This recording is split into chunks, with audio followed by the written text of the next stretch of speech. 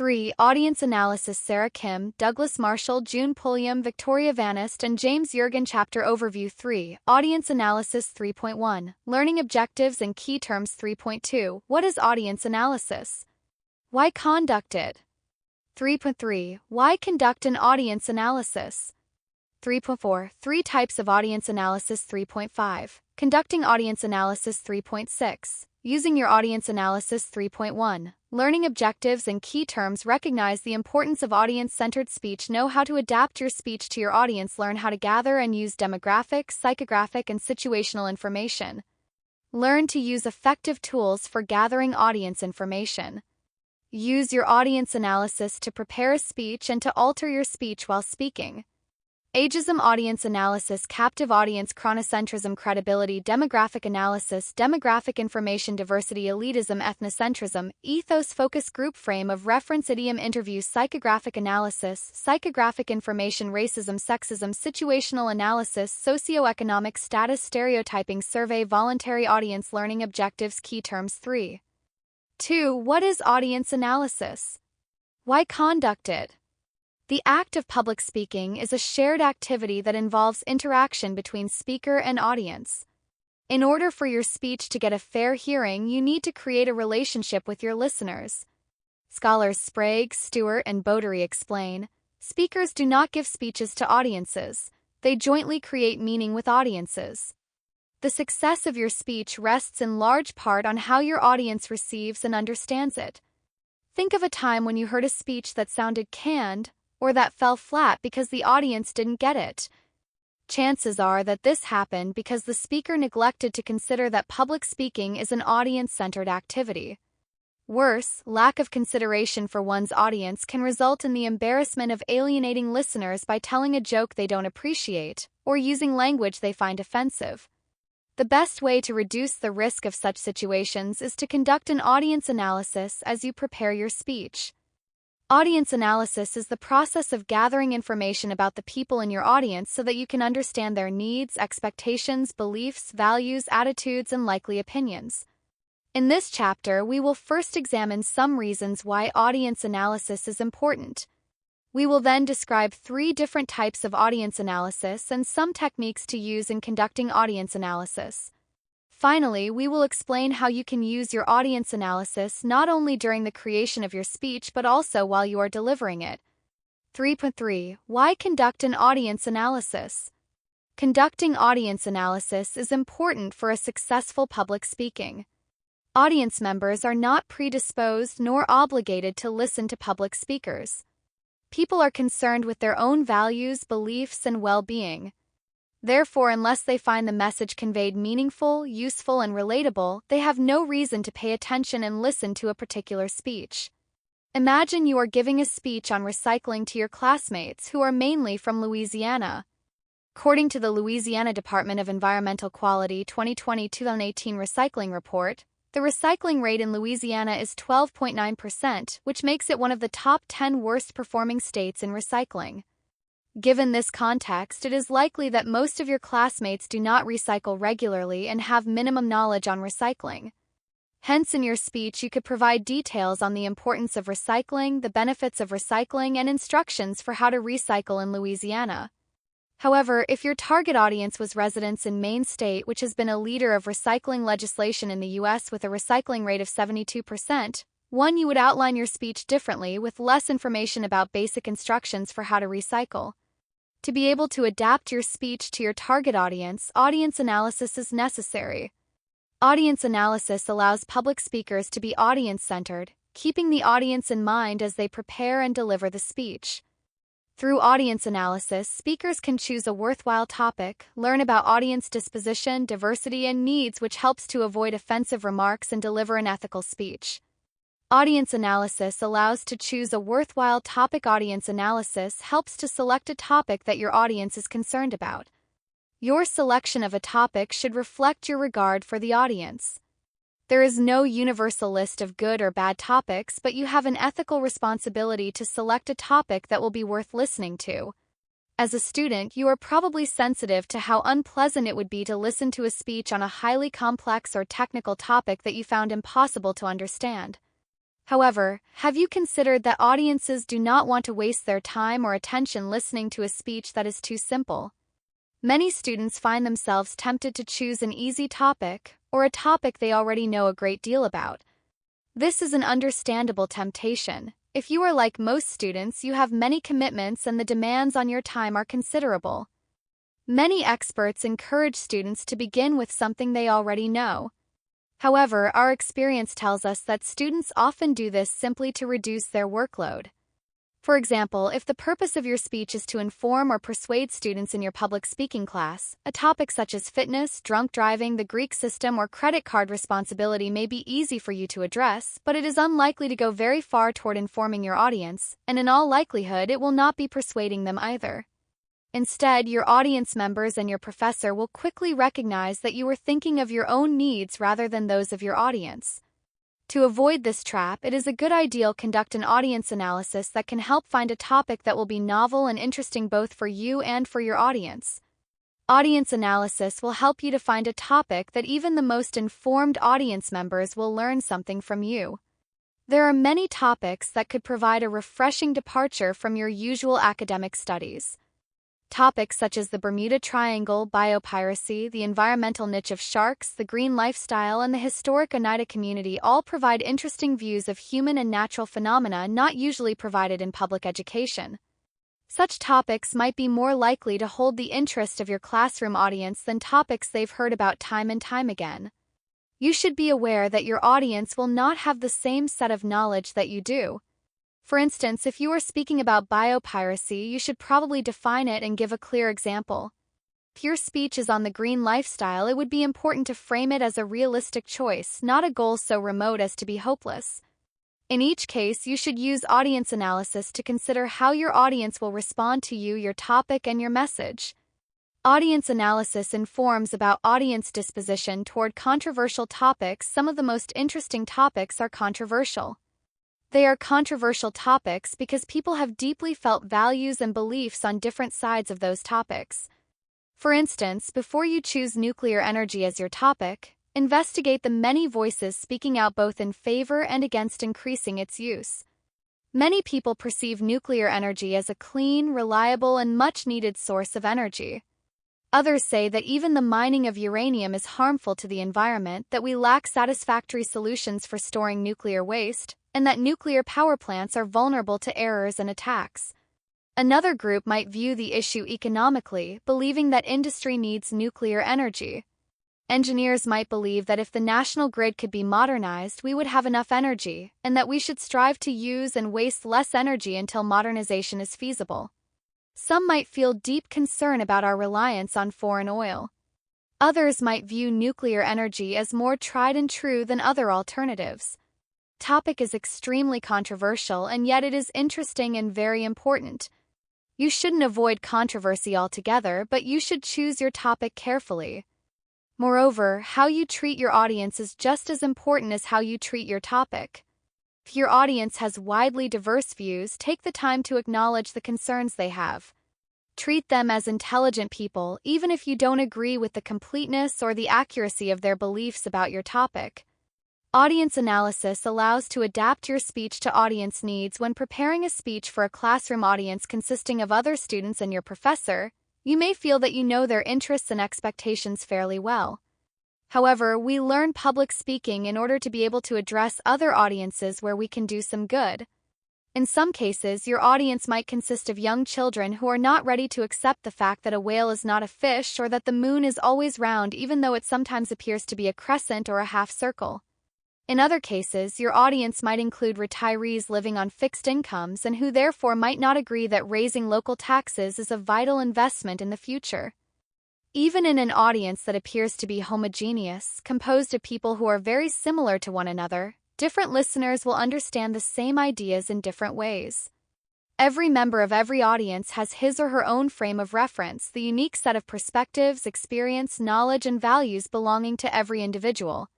An audience member who has been in a car accident caused by a drunk driver might not appreciate a light-hearted joke about bar hopping. Similarly, stressing the importance of graduate school might be discouraging to audience members who don't know whether they can even afford to stay in college to complete an undergraduate degree. These examples illustrate why audience analysis, the process of learning all you reasonably can about your audience, is so centrally important. Audience analysis includes consideration of demographic information such as the gender, age range, marital status, race, and ethnicity of the people in your audience. Another, perhaps less obvious, demographic factor is socioeconomic status, which refers to a combination of characteristics including income, wealth, level of education, and occupational prestige. Each of these dimensions gives you some information about which kinds of topics and which aspects of various topics will be well received. Suppose you are preparing to give an informative speech about early childhood health care. If your audience is a group of couples who have each recently had a new baby and who live in an affluent suburb, you can expect that they will be young adults with high socioeconomic status. They will likely be eager to know about the very best available health care for their children, whether they are healthy or have various medical problems. In contrast, if your audience is a group of nurses, they may differ in age but will be similar in education and occupational prestige. They will already know quite a lot about the topic, so you will want to find an aspect that may be new for them, such as community healthcare resources for families with limited financial resources or for referring children with special needs. As another example, if you are addressing a city council committee that is considering whether to fund a children's healthcare initiative, your audience is likely to have very mixed demographics.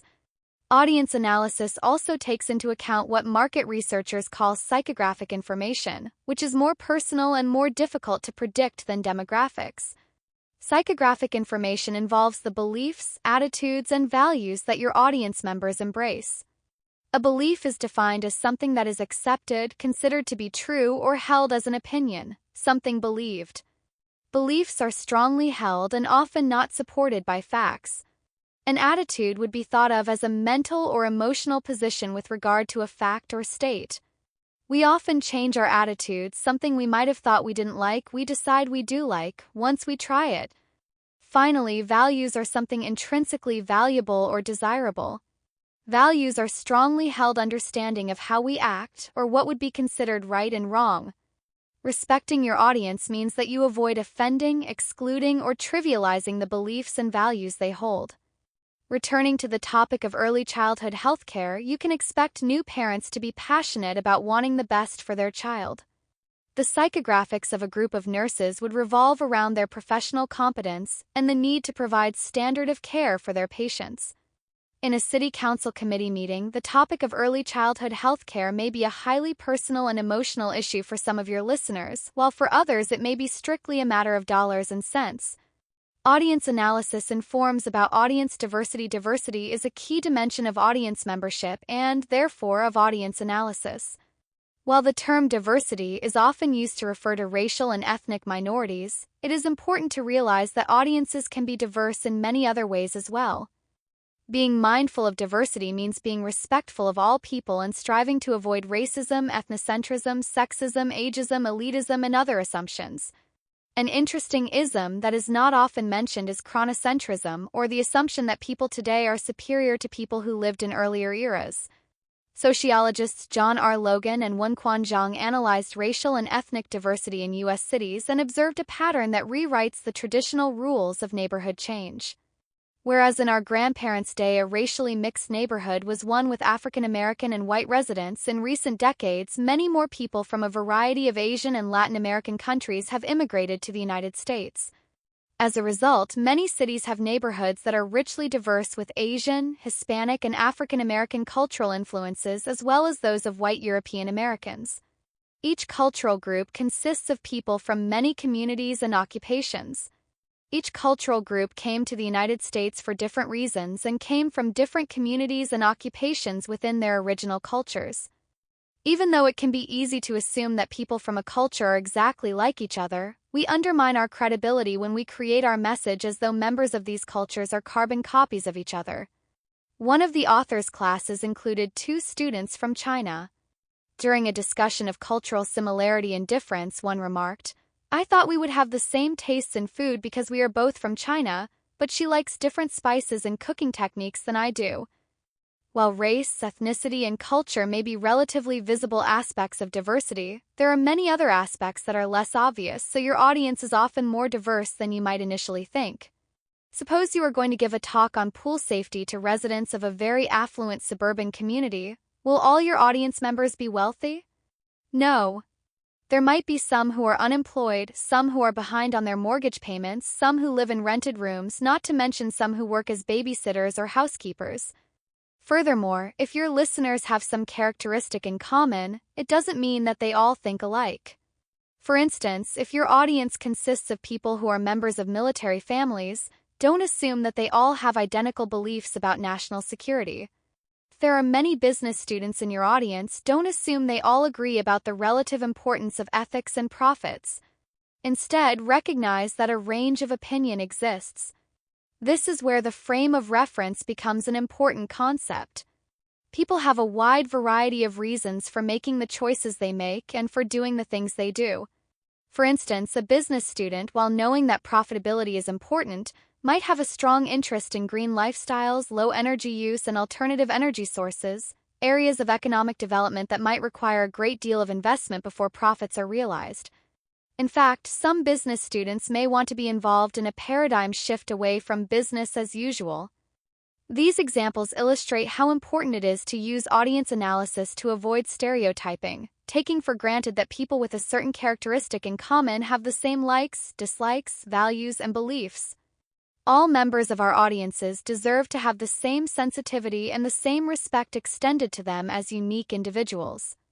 Respecting diversity is not merely a responsibility within public speaking, it should be a responsibility we strive to embrace in all our human interactions. Audience analysis helps to avoid offensive remarks. It might seem obvious that speakers should use audience analysis to avoid making offensive remarks, but even very experienced speakers sometimes forget this basic rule. We didn't choose our race, ethnicity, sex, age, sexual orientation, intellectual potential, or appearance.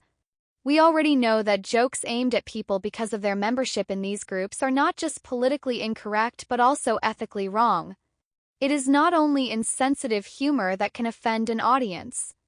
Speakers also need to be aware of language and nonverbal behaviors that state or imply a negative message about people based on their various membership groups. Examples include language that suggests that all scientists are men, that all relationships are heterosexual, or that all ethnic minorities are unpatriotic. By the same token, we should avoid embedding assumptions about people in our messages. Even the most subtle suggestion may not go unnoticed. For example, if in your speech you assume that elderly people are frail and expensively medicated, you may offend people whose elder loved ones do not conform in any way to your assumptions.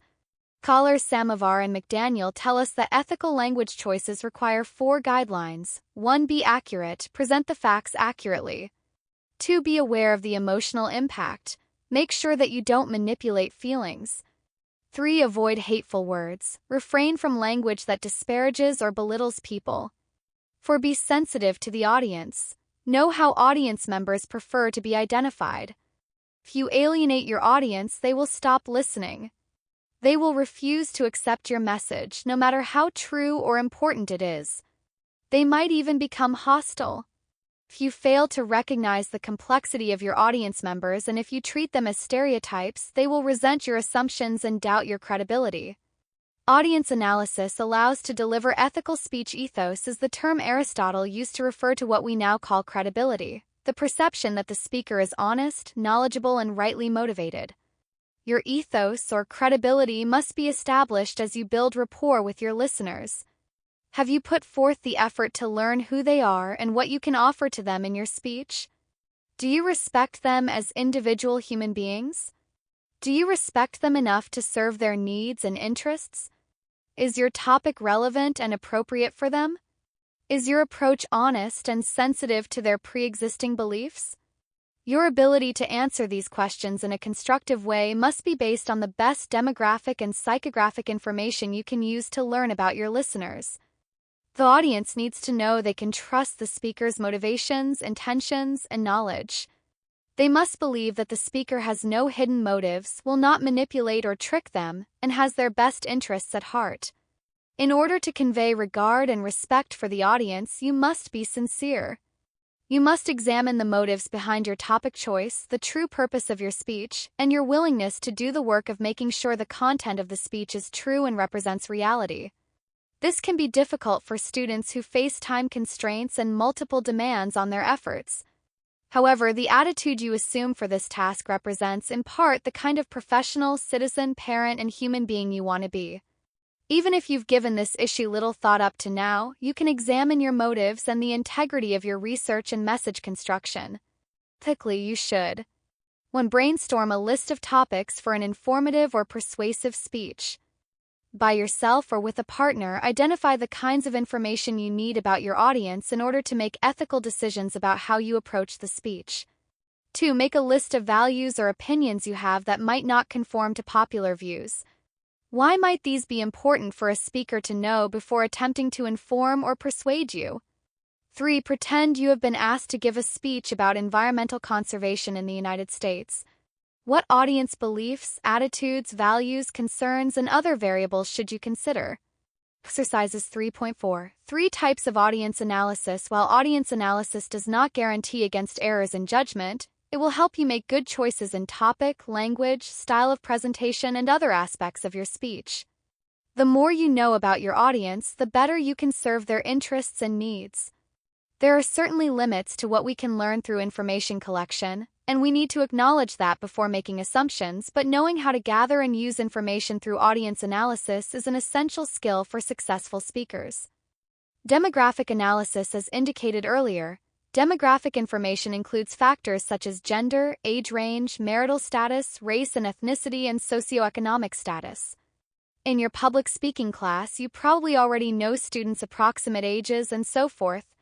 But how can you assess the demographics of an audience ahead of time if you have had no previous contact with them? In many cases, you can ask the person or organization that has invited you to speak. It's likely that they can tell you a lot about the demographics of the people who are expected to come to hear you. Whatever method you use for your demographic analysis, exercise respect from the outset. For instance, if you are collecting information about whether audience members have ever been divorced, be aware that not everyone will want to answer your questions. You can't require them to do so, and you may not make assumptions about their reluctance to discuss the topic. You must allow them their privacy. Age. There are certain things you can learn about an audience based on age. For instance, if your audience members are first-year college students, you can assume that they have grown up in the post-9/11 era and have limited memory of what life was like before the War on Terror. If your audience includes people in their 40s and 50s, it is likely they remember a time when people feared they would contract the AIDS virus from shaking hands or using a public restroom. People who are in their 60s today came of age during the 1960s, the era of the Vietnam War, and a time of social confrontation and experimentation.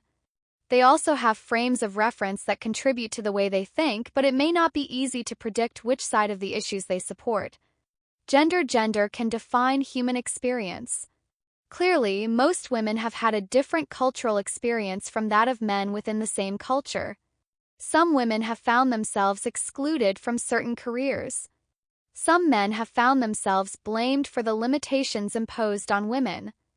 In books such as You Just Don't Understand and Talking from 9 to 5, linguist Deborah Tannen has written extensively on differences between men's and women's communication styles.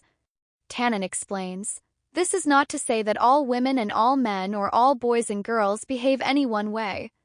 Many factors influence our styles, including regional and ethnic backgrounds, family experience, and individual personality. But gender is a key factor, and understanding its influence can help clarify what happens when we talk. Marriage tends to impose additional roles on both men and women, and divorce even more so, especially if there are children. Even if your audience consists of young adults who have not yet made occupational or marital commitments, they are still aware that gender and the choices they make about issues such as careers and relationships will influence their experience as adults." Culture. In past generations, Americans often used the metaphor of a melting pot to symbolize the assimilation of immigrants from various countries and cultures into a unified, harmonious American people. Today, we are aware of the limitations in that metaphor and have largely replaced it with a multiculturalist view that describes the American fabric as a patchwork or a mosaic. We know that people who immigrate do not abandon their cultures of origin in order to conform to a standard American identity. In fact, cultural continuity is now viewed as a healthy source of identity. We also know that subcultures and co-cultures exist within and alongside larger cultural groups. For example, while we are aware that Native American people do not all embrace the same values, beliefs, and customs as mainstream Americans, we also know that members of the Navajo Nation have different values, beliefs, and customs from those of members of the Sioux or the Seneca. We know that African American people in urban centers like Detroit and Boston do not share the same cultural experiences as those living in rural Mississippi. Similarly, white Americans in San Francisco may be culturally rooted in the narrative of distant ancestors from Scotland, Italy, or Sweden, or in the experience of having emigrated much more recently from Australia, Croatia, or Poland. Not all cultural membership is visibly obvious. For example, people in German American and Italian American families have widely different sets of values and practices, yet others may not be able to differentiate members of these groups. Differences are what make each group interesting and are important sources of knowledge, perspectives, and creativity. Religion. There is wide variability in religion as well. Pew Forum on Religion and Public Life found in a nationwide survey that 84% of Americans identify with at least one of a dozen major religions, including Christianity, Judaism, Buddhism, Islam, Hinduism, and others. Within Christianity alone, there are half a dozen categories including Roman Catholic, Mormon, Jehovah's Witness, Orthodox, and a variety of Protestant denominations. Another 6% said they were unaffiliated but religious, meaning that only 1 American in 10 is atheist, agnostic, or nothing in particular. Even within a given denomination, a great deal of diversity can be found. For instance, among Roman Catholics alone, there are people who are devoutly religious, people who self-identify as Catholic but do not attend Mass or engage in other religious practices, and others who faithfully make confession and attend Mass but who openly question papal doctrine on various issues. Catholicism among immigrants from the Caribbean and Brazil is often blended with indigenous religion or with religion imported from the west coast of Africa. It is very different from Catholicism in the Vatican. The dimensions of diversity in the religion demographic are almost endless, and they are not limited by denomination.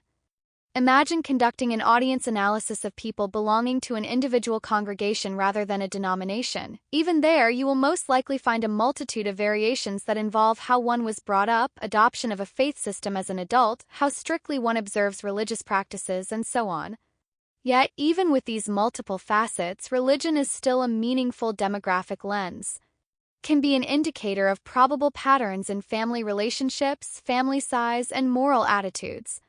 Group membership. In your classroom audience alone, there will be students from a variety of academic majors.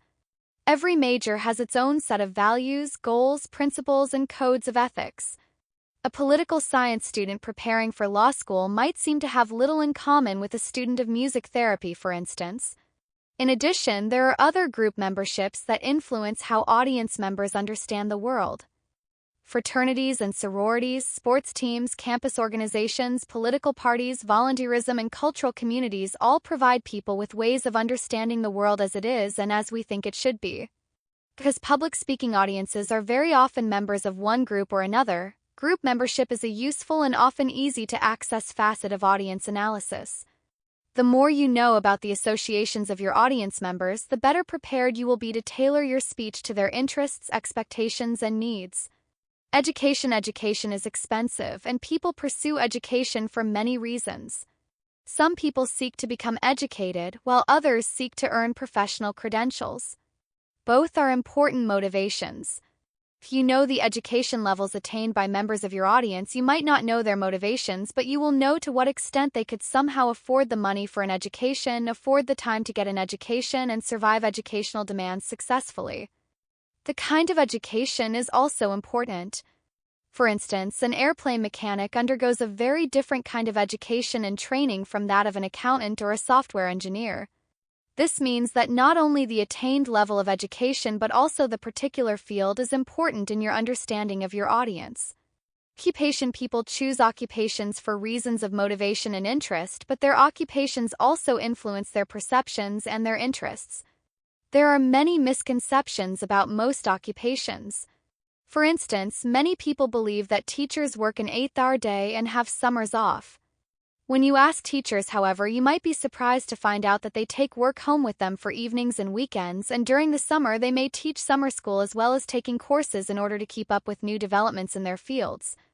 But even if you don't know those things, you would still know that teachers have had rigorous generalized and specialized qualifying education, that they have a complex set of responsibilities in the classroom and the institution, and that, to some extent, they have chosen a relatively low-paying occupation over such fields as law, advertising, media, fine and performing arts, or medicine.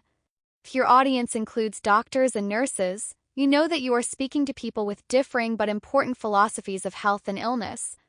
Learning about those occupational realities is important in avoiding wrong assumptions and stereotypes. Psychographic analysis. Earlier, we mentioned psychographic information, which includes such things as values, opinions, attitudes, and beliefs. Authors Grice and Skinner present a model in which values are the basis for beliefs, attitudes, and behaviors. Values are the foundation of their pyramid model. They say, a value expresses a judgment of what is desirable and undesirable, right and wrong, or good and evil. Values are usually stated in the form of a word or phrase. For example, most of us probably share the values of equality, freedom, honesty, fairness, justice, good health, and family. These values compose the principles or standards we use to judge and develop our beliefs, attitudes, and behaviors. It is important to recognize that, while demographic information is fairly straightforward and verifiable, psychographic information is much less clear-cut. Two different people who both say they believe in equal educational opportunity may have very different interpretations of what equal opportunity means. People who say they don't buy junk food may have very different standards for what specific kinds of foods are considered junk food. We also acknowledge that people inherit some values from their family upbringing, cultural influences, and life experiences. The extent to which someone values family loyalty and obedience to parents, thrift, humility, and work may be determined by these influences more than by individual choice. Psychographic analysis can reveal pre-existing notions that limit your audience's frame of reference. By knowing about such notions ahead of time, you can address them in your speech. Audiences are likely to have two basic kinds of pre-existing notions, those about the topic and those about the speaker. Pre-existing notions about your topic. Many topics are a great deal more complex than we realize. Media stereotypes often contribute to our oversimplifications. For instance, one of your authors teaching public speaking in the past decade was surprised to hear a student claim that the hippies meant well but they did it wrong. Aside from the question of the it that was done wrong, there was a question about how little the student actually knew about the diverse hippie cultures and their aspirations. The student seemed unaware that some of the hippies were the forebears of such things as organic bakeries, natural food co-ops, urban gardens, recycling, alternative energy, wellness, and other arguably positive developments. It's important to know your audience in order to make a rational judgment about how their views of your topic might be shaped. In speaking to an audience that might have differing definitions, you should take care to define your terms in a clear, honest way. The opposite end from oversimplification is the level of sophistication your audience might embody. Your audience analysis should include factors that reveal it. Suppose you are speaking about trends in civil rights in the United States. You cannot pretend that advancement of civil rights is virtually complete, nor can you claim that no progress has been made. It is likely that in a college classroom the audience will know that although much progress has been made, there are still pockets of prejudice, discrimination, and violence. When you speak to an audience that is cognitively complex, your strategy must be different from one you would use for an audience that is less educated in the topic. With a cognitively complex audience, you must acknowledge the overall complexity while stating that your focus will be on only one dimension. With an audience that's uninformed about your topic, that strategy in a persuasive speech could confuse them. They might well prefer a black and white message with no gray areas. You must decide whether it is ethical to represent your topic this way. When you prepare to do your audience analysis, include questions that reveal how much your audience already knows about your topic. Try to ascertain the existence of stereotyped, oversimplified, or prejudiced attitudes about it. This could make a difference in your choice of topic or in your approach to the audience and topic. Pre-existing notions about you people form opinions readily. For instance, we know that students form impressions of teachers the moment they walk into our classrooms on the first day. You get an immediate impression of our age, competence, and attitude simply from our appearance and nonverbal behavior. In addition, many have heard other students say what they think of us. The same is almost certainly true of you. But it's not always easy to get others to be honest about their impressions of you. They're likely to tell you what they think you want to hear. Sometimes, however, you do know what others think. They might think of you as a jock, a suit-wearing conservative, a nature lover, and so on. Based on these impressions, your audience might expect a boring speech, a shallow speech, a sermon, and so on. However, your concern should still be serving your audience's needs and interests, not debunking their opinions of you or managing your image. In order to help them be receptive, you address their interests directly and make sure they get an interesting, ethical speech. Situational analysis. The next type of analysis is called the situational audience analysis because it focuses on characteristics related to the specific speaking situation.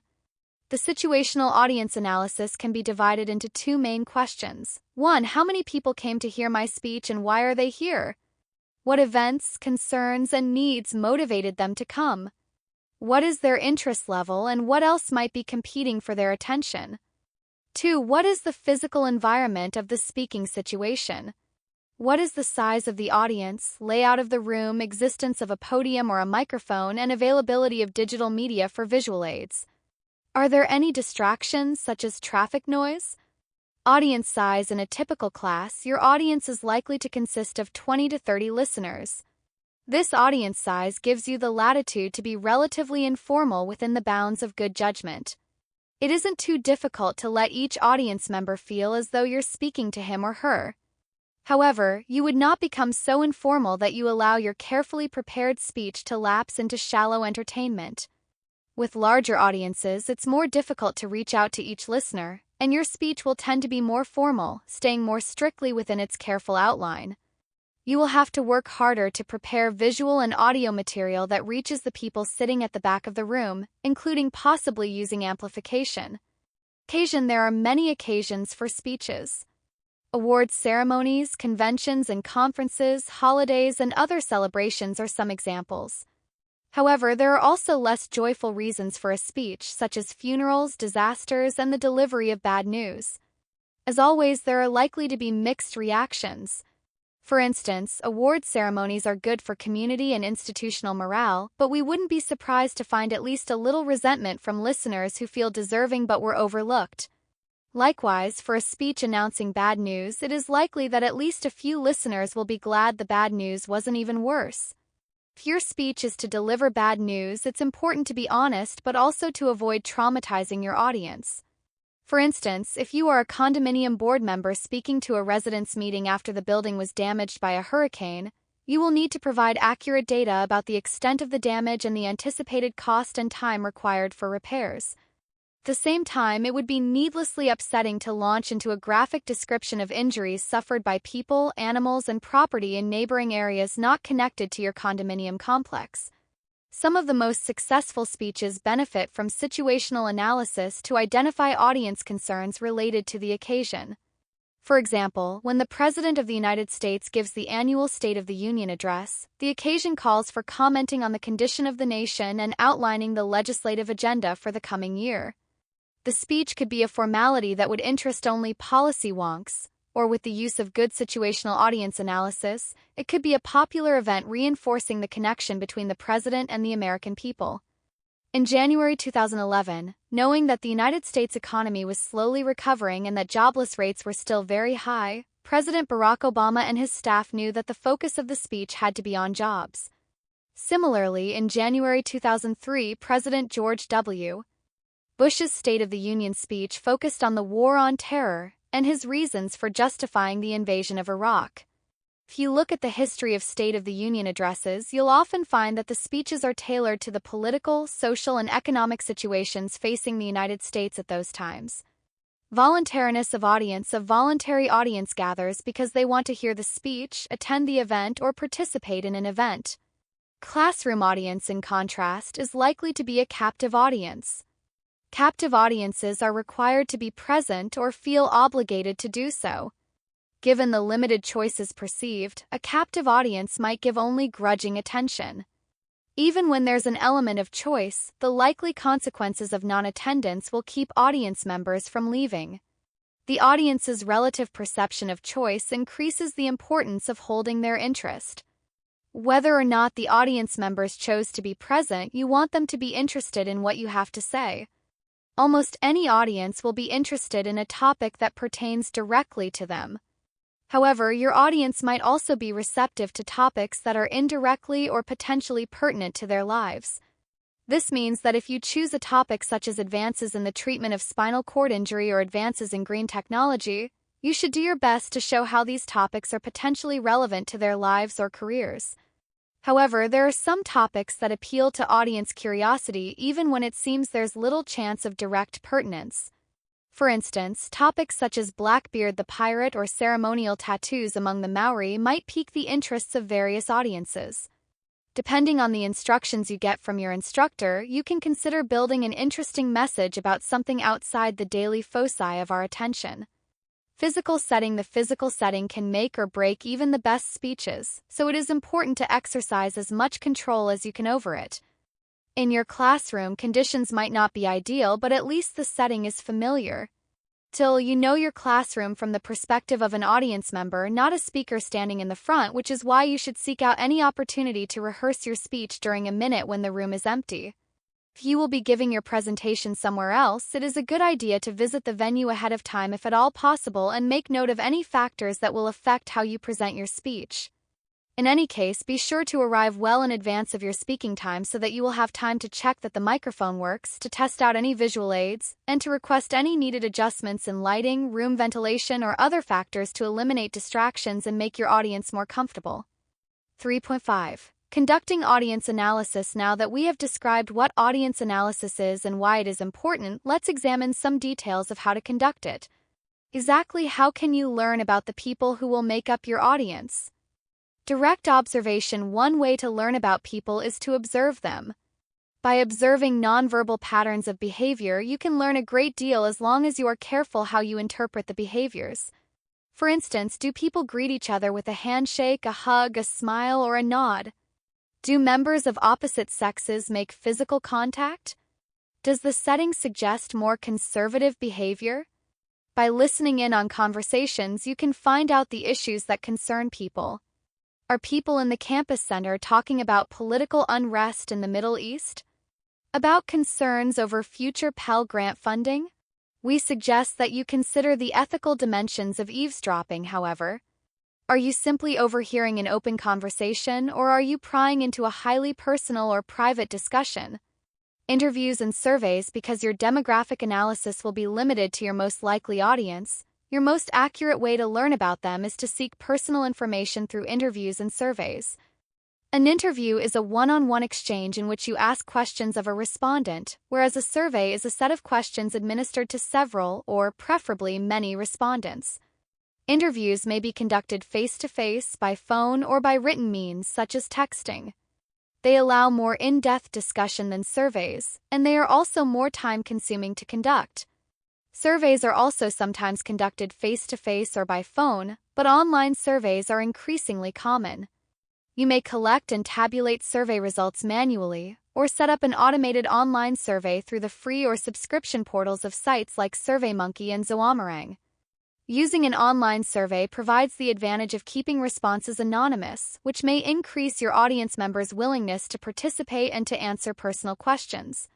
Surveys are an efficient way to collect information quickly. However, in contrast to interviews, they don't allow for follow-up questions to help you understand why your respondent gave a certain answer.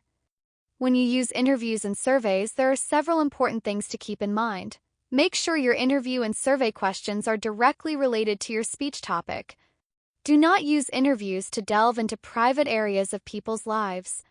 For instance, if your speech is about the debate between creationism and evolution, limit your questions to their opinions about that topic.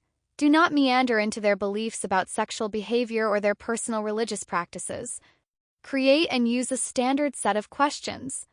If you ad-lib your questions so that they are phrased differently for different interviewees, you will be comparing apples and oranges when you compare the responses you've obtained. Keep interviews and surveys short, or you could alienate your audience long before your speech is even outlined. Tell them the purpose of the interview or survey and make sure they understand that their participation is voluntary. Don't rely on just a few respondents to inform you about your entire audience. In all likelihood, you have a cognitively diverse audience. In order to accurately identify trends, you will likely need to interview or survey at least 10 to 20 people. In addition, when you conduct interviews and surveys, keep in mind that people are sometimes less than honest in describing their beliefs, attitudes, and behavior. This widely recognized weakness of interviews and survey research is known as socially desirable responding, the tendency to give responses that are considered socially acceptable. Marketing professor Ashok Lalwani divides socially desirable responding into two types: impression management, or intentionally portraying oneself in a favorable light, and self-deceptive enhancement, or exaggerating one's good qualities, often unconsciously. You can reduce the effects of socially desirable responding by choosing your questions carefully. As marketing consultant Terry Vavra advises, one should never ask what one can't logically expect respondents to honestly reveal. For example, if you want to know audience members' attitudes about body piercing, you are likely to get more honest answers by asking, "Do you think body piercing is attractive?" rather than "How many piercings do you have and where on your body are they located?" Focus groups. A focus group is a small group of people who give you feedback about their perceptions. As with interviews and surveys, in a focus group you should use a limited list of carefully prepared questions designed to get at the information you need to understand their beliefs, attitudes, and values specifically related to your topic. If you conduct a focus group, part of your task will be striking a balance between allowing the discussion to flow freely according to what group members have to say and keeping the group focused on the questions.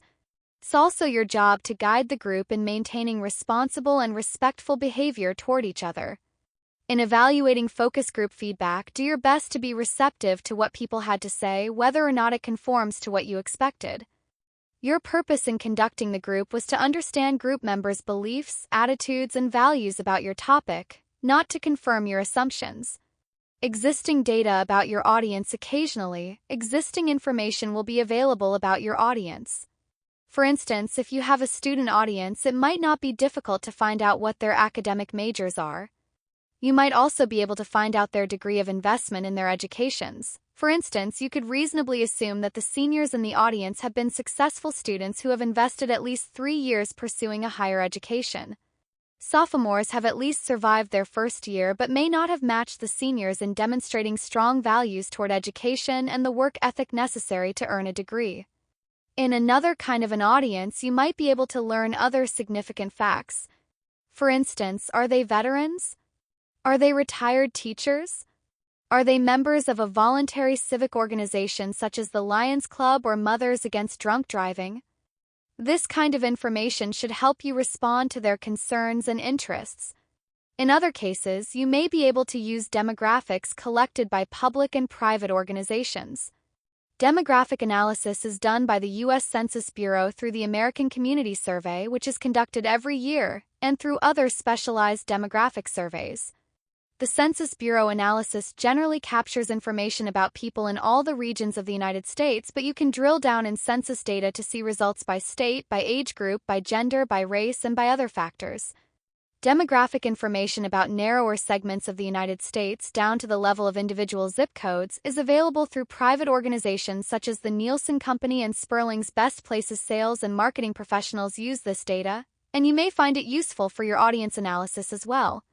1. Write a coherent set of 4 clear questions about a given issue, such as campus library services, campus computer centers, or the process of course registration. Make your questions concrete and specific in order to address the information you seek. Do not allow opportunities for your respondent to change the subject. Test out your questions on a classmate. 2. Write a set of 6 questions about public speaking anxiety to be answered on a Likert type scale. 3. Create a 7-question set designed to discover your audience's attitudes about your speech topic. Have a partner evaluate your questions for clarity, respect for audience privacy, and relevance to your topic. Exercises 3.6. Using your audience analysis. A good audience analysis takes time, thought, preparation, implementation, and processing. done well, it will yield information that will help you interact effectively with your audience. Professional speakers, corporate executives, sales associates, and entertainers all rely on audience analysis to connect with their listeners. So do political candidates, whose chances of gaining votes depend on crafting the message and mood to appeal to each specific audience. One audience might be preoccupied with jobs, another with property taxes, and another with crime. Similarly, your audience analysis should help you identify the interests of your audience. Ultimately, a successful audience analysis can guide you in preparing the basic content of your speech and help you adjust your speech on the fly. Before speech, prepare content with your audience in mind. The first thing a good audience analysis can do is help you focus your content for your specific audience. If you are planning on delivering a persuasive speech on why people should become vegans and you find out through analysis that half of your audience are daughters and sons of cattle ranchers, you need to carefully think through your approach to the content. Maybe you'll need to tweak your topic to focus on just the benefits of veganism without trying to persuade the audience explicitly. The last thing you want to do as a speaker is stand before an audience who is highly negative toward your topic before you ever open your mouth. While there will always be some people who don't agree in any audience, if you think through your topic with your audience in mind, you may be able to find a topic that will be both interesting to you as a speaker and beneficial to your audience as well. In addition to adjusting the topic of your speech prior to the speaking event, you can also use your audience analysis to help ensure that the content of your speech will be as clear and understandable as humanly possible. We can use our audience analysis to help ensure that we are clear. One area of clarity to be careful of is the use of idioms your audience may not know. An idiom is a word or phrase where the meaning cannot be predicted from normal dictionary definitions. Many idioms are culturally or temporally based. For example, the phrase "according to Hoyle" indicates that something is done by the book or by the rules, as in these measurements aren't according to Hoyle, but they're close enough to give a general idea. Most of us have no clue who Hoyle was or what this idiom means. It refers to Edmund Hoyle, who wrote some of the most popular card-playing rulebooks back in the 1700s in England. Today, card game enthusiasts may understand the intent of "according to Hoyle," but for most people it no longer carries specific meaning. When thinking about your speech, be careful not to accidentally use idioms that you find commonplace but your audience may not. Be clear with your message. Nothing is more lamentable than a rhetorical actor who endeavors to make grandiose the impressions of others through the utilization of an elephantine albeit nonsensical argot, or nothing is worse than a speaker who tries to impress the audience with a giant vocabulary that no one understands. In the first portion of the preceding sentence, we pulled out as many polysyllabic words as we could find. Unfortunately, most people will just find the sentence wordy and the meaning will pass right over their heads. As such, we as public speakers must ensure that we are clear in what we say. Make sure that you state your topic clearly at the outset, using words that your audience will understand. Letting them know what to expect from your speech shows consideration for them as listeners and lets them know that you value their time and attention. Throughout your speech, define your terms clearly and carefully in order to avoid misleading or alarming people by mistake. Be careful not to use jargon or insider language that will exclude listeners who aren't in the know. If you approach audience analysis in haste, you might find yourself presenting a speech with no clear message. You might avoid making any statements outright from fear of offending. It is much better to know to whom you're speaking and to present a clear, decisive message that lets listeners know what you think. During speech, adjusting your speech. In addition to using audience analysis to help formulate speech content, we can also use our audience analysis to make adjustments during the actual speech. These adjustments can pertain to the audience and to the physical setting. The feedback you receive from your audience during your speech is a valuable indication of ways to adjust your presentation. If you're speaking after lunch and notice audience members looking drowsy, you can make adjustments to liven up the tone of your speech. You could use humor. You could raise your voice slightly. You could pose some questions and ask for a show of hands to get your listeners actively involved. As another example, you may notice from frowns and head shaking that some listeners aren't convinced by the arguments you are presenting. In this case, you could spend more time on a specific area of your speech and provide more evidence than you originally intended. Good speakers can learn a lot by watching their audience while speaking and then make specific adjustments to both the content and delivery of the speech to enhance the speech's ultimate impact. The second kind of adjustment has to do with the physical setting for your speech. For example, your situational analysis may reveal that you'll be speaking in a large auditorium when you had expected a nice, cozy conference room. If you've created visual aids for a small, intimate environment, you may have to omit it or tell your listeners that they can view it after the presentation. You may also need to account for a microphone. If you're lucky enough to have a cordless microphone, then you won't have to make too many adjustments to your speaking style. If, on the other hand, the microphone is corded or is attached to an unmovable podium, you'll have to make adjustments to how you deliver the presentation. In preparing a speech about wealth distribution in the United States, one of our students had the opposite problem. Anticipating a large room, she had planned to use a 100-foot tape measure to illustrate the percentage of the nation's wealth owned by the top 1/5 of the population. However, when she arrived, she found that the room was only 12 by 20 feet, so that she had to walk back and forth zigzagging the tape from end to end to stretch out 100 feet. Had she thought more creatively about how to adapt to the physical setting, she could have changed her plans to use just 10 feet of the tape measure to symbolize 100% of the wealth. Making the right adjustments is an important part of a successful speech. 1. Choose a topic. Then write a different concrete thesis statement for each of 6 different audiences: students, military veterans, taxpayers, registered nurses, crime victims, and professional athletes, for instance. 2. Think of a controversial topic and list all the various perspectives about it that you can think of or discover.